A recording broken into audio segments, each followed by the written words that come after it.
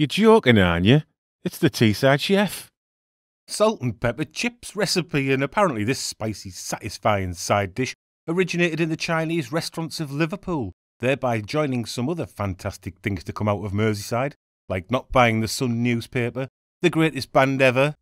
No, not the Beatles. Half man, half biscuit. And Steven Gerrard's hilarious slip against Chelsea that handed the Premier League title to Manchester City in 2014. But never mind all that bollocks, because even though I'm still giggling about that fateful football match, I have to crack on now. So after cutting some lovely thick chips from floury potatoes, I gently boiled them in salty water for 8 to 10 minutes before tossing them up to rough up the edges, and once they'd cooled fully, I deep fried them at 140 degrees Celsius, that's around 285 Fahrenheit, for around 10 minutes, until lightly golden in colour and the crispy edges were already starting to develop like that there look. And once they were fully cooled, I cooked them again at 175 Celsius, that's 350 Fahrenheit, until they were lovely and crisp, while getting on with my accompanying ingredients. And I'm making enough chips here to serve 2 people as a side dish, or a belly-busting single portion. So 1 bell pepper, chopped into interesting rhombus shapes, is about the right amount, and I would wager that you haven't used the word rhombus in a sentence since you were at school.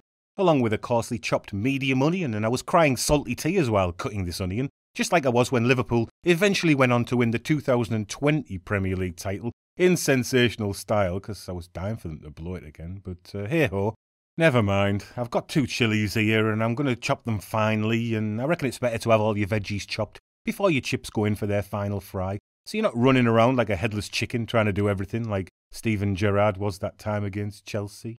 And these 4 cloves of garlic complete our fresh ingredients, and just look at that lovely garlic there. It's nearly as white and lustrous as Jurgen Klopp's new teeth, that is. And what is it about everybody that goes to Liverpool Football Club suddenly emerging with a brand new set of shining white gnashes? Strange one, that.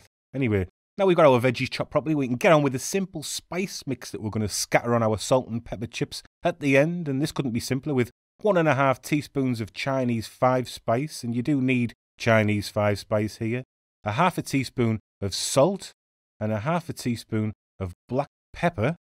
And let's give that a stir and mix it all up, and then we can put it to one side and finish this dish off and bring it all together. So I have a preheated pan here on a medium heat, and I'm cooking this onion now in sesame oil for around 5 minutes until it's nice and soft and translucent. And once the onion's done, I'm going to turn up the heat to high and add in our other ingredients, first going in with the pepper, and then the finely chopped garlic, and then finally ending up with the chillies. And now we need to cook this lot on a high heat for around 1½ to 2 minutes, tossing all the time. And at this point, you can already have your chips ready. But as I turn the heat down here, a bit of semi-clever editing makes it look like I timed everything to perfection and took the chips out at exactly the correct time. But I can assure you that this was not the case, because with a big pan of hot fat and some quickly cooking vegetables, it's best, I think, to have your chips finished and warming in a gentle oven than try and time everything to perfection. And once the chips are in, we can just give them a good toss to combine, and all there is left to do now is to add the spice mix. And if you don't trust my judgment, you could just try putting maybe 3/4 of the spice mix in first, before giving the whole thing a good toss again to incorporate. And I suppose doing this makes me a bit of a tosser, and I'm sure there are a certain red shirt wearing demographic that would agree after watching this video. But it's all good, you know, because it's just a bit of fun, isn't it? And I certainly wouldn't want to incur the wrath of Scouse Twitter. Have you ever seen Scouse Twitter? Brutal they are when they get going. But anyway, a taste test will tell you if you're safe to put the rest of the spice mix in, and the whole mix is in there now, and this is perfect for my tastes, but feel free to adjust it to your own desires. And here I am being a bit of a tosser again, and that's the final toss to combine, and we're done now, so let's get them in. Oh, just look at those salt and pepper chips with some garlic sauce to temper the spice, but hey, my chip shop curry sauce will go great with these two. Get in there, you beauty. See you next week, food fans.